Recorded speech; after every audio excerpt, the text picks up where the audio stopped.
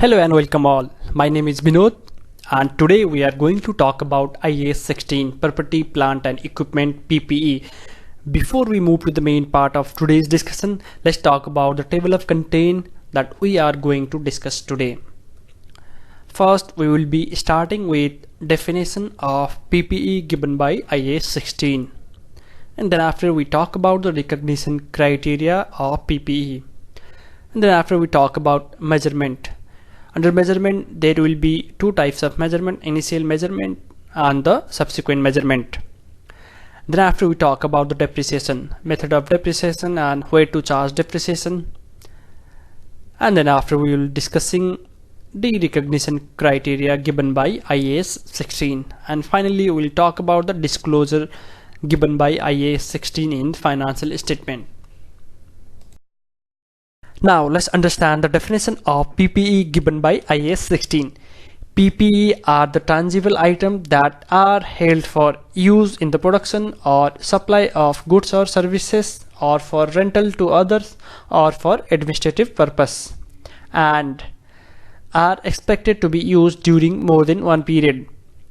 If any asset is expected to be used only for the one period, that asset is not considered as PPE.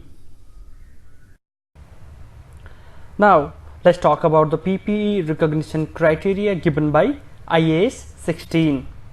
When to recognize the PPE in financial statement. The cost of an item or PPE shall be recognized as an asset if and only if it is probable that future economic benefit associated with the item will flow to the entity, and the cost of the item can be measured with a reliable estimate. Then only we recognize PPE in the financial statement. Sometime item or PPE may be acquired for safety or environmental reasons. The acquisition of such property, plant and equipment, although not directly increase the future economic benefit of any existing item or PPE, but such items or PPE qualifies for recognition as assets because they enable an entity to derive future economic benefit from related assets in excess of what could be derived had those items not been acquired. Now let's talk about other costs, whether those costs are qualifies for recognition in PPE cost or not. Repair and maintenance. An entity does not recognize in the carrying amount of an PPE the cost of day-to-day servicing or repair maintenance. Rather, those costs are recognized in profit and loss account. And in case of replacement cost, those costs are recognized in carrying amount of PPE if recognition criteria are met. Similarly, in case of major inspection, those costs are recognized in carrying amount of PPE if recognition criteria are met. Now let's talk about measurement, how we measure PPE in financial statement. In initial measurement, and then we talk about subsequent measurement. For initial measurement, an item of property, plant and equipment that qualifies for recognition as an asset should be initially measured at its cost. In subsequent measurement, we have two models to measure those assets in financial statement, which is cost model and revaluation model. We would be discussing all these models in the coming part in detail. Now let's talk about initial measurement. What are the components of cost included in initial measurement of PPE? First, we have to capitalize purchase price plus non-refundable duties and taxes, excluding any trade discount received. And then we capitalize directly attributable costs like installation costs, handling costs, etc., which are directly related to acquisition of PPE. Then after we capitalize any initial estimate of the cost of dismantling and removing the item and restoring the place. The example would be installation of AC. If we are installing the AC in a specific place, and to restore those place of installation we have to incur additional cost, we have to capitalize that cost in today's total cost. Now let's talk about the exchange of asset. what if we are not incurring any cost to purchase the asset, instead we are exchanging assets? In those case, the cost of asset would be measured on fair value of asset, but those assets can be measured on carrying amount of the asset given up if the exchange transaction has no commercial substance, or the fair value of neither the asset received or nor given up can be measured. Now let's move to the subsequent measurement part. Under subsequent measurement, we have two model. One is cost model and second one is revaluation model. Under the cost model, the cost of the fixed asset would be reduced by accumulated depreciation as on date, and also we reduce impairment loss if any as on date, and the balance amount would be carrying amount of PPE as on the date under the cost model. And let's move to the revaluation model. Under the revaluation model, we first determine the fair value of the PPE at the date of revaluation, and we reduce subsequent accumulated depreciation if any from the fair value, and we also reduce subsequent accumulated impairment loss if any from the fair value, and the remaining amount or balance amount would be the carrying amount of the PPE under the revaluation model.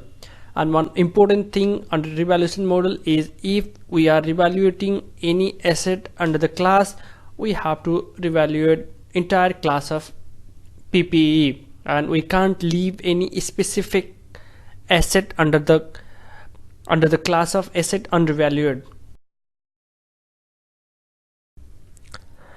Now let's understand the treatment of revaluation gain and loss under the revaluation model.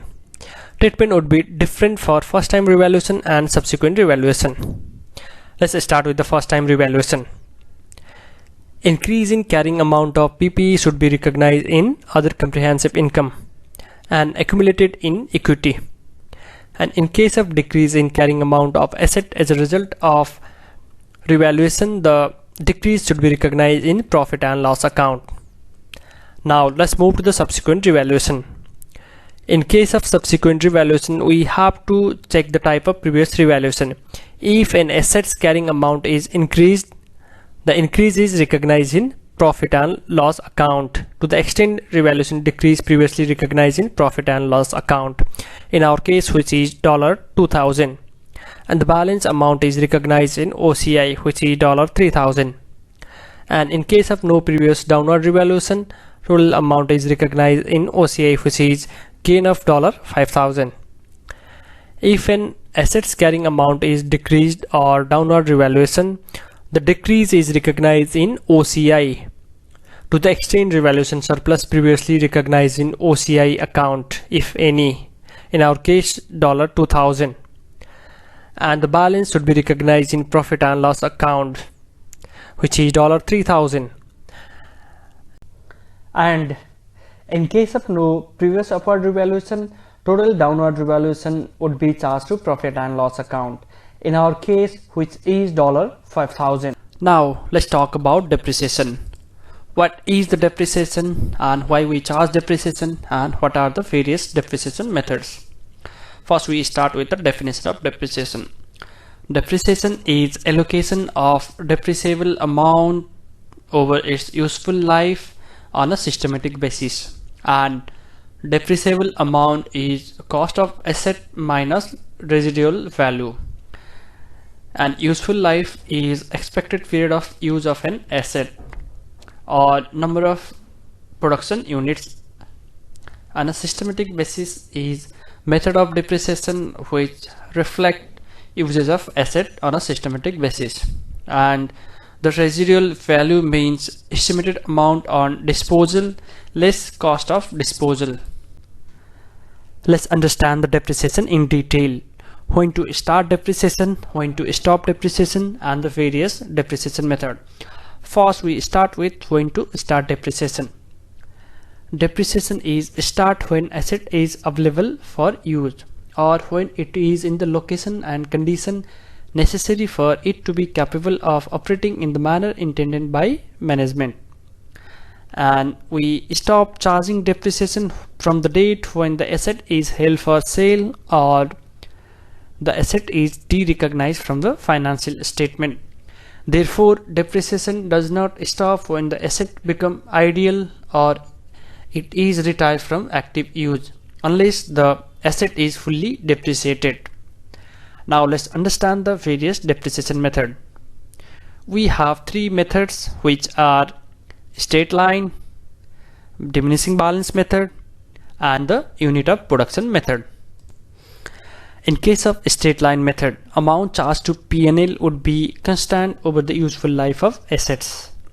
And in case of diminishing balance method, the amount charged to P&L is decreasing over the useful life. And in case of unit of production method, amount is based on the expected use or output given by the assets. And one more important thing, we do not charge any depreciation on land. The reason is unlimited useful life of land. And if we are buying land and building together, we have to segregate the amount of land and building and account for differently and charge the depreciation on the building part and do not charge any depreciation on the land. Now let's talk about factors affecting depreciation and the useful life of an asset.